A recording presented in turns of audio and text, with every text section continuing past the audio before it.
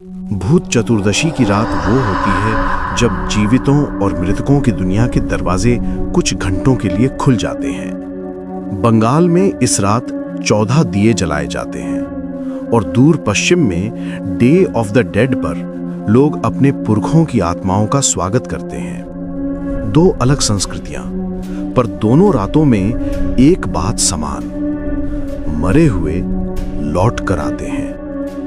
ये कहानी है मिथापुर का एक बूढ़ा वीरान सा घर, जहां वर्षों से कोई रहता नहीं था।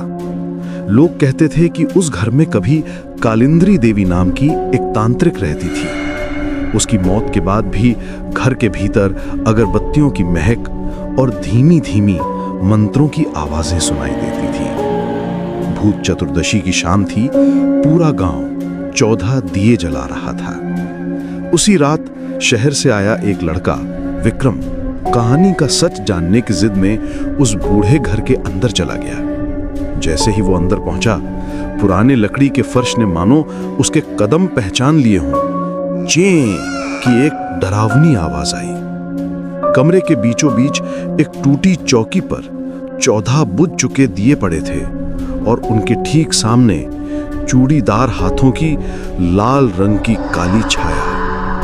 विक्रम घबरा गया, पर तभी घर के अंदर एक ठंडी हवा चली और दिए अपने आप जल उठे। हर दिया जलते ही एक परछाई सामने आती गई। वो लोग जो कभी इस घर में रहते थे और एक एक कर अचानक बिना वजह मारे गए थे।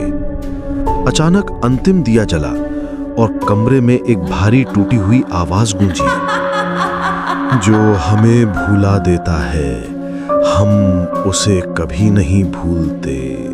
विक्रम के पीछे दरवाजा अपने आप बंद हो गया।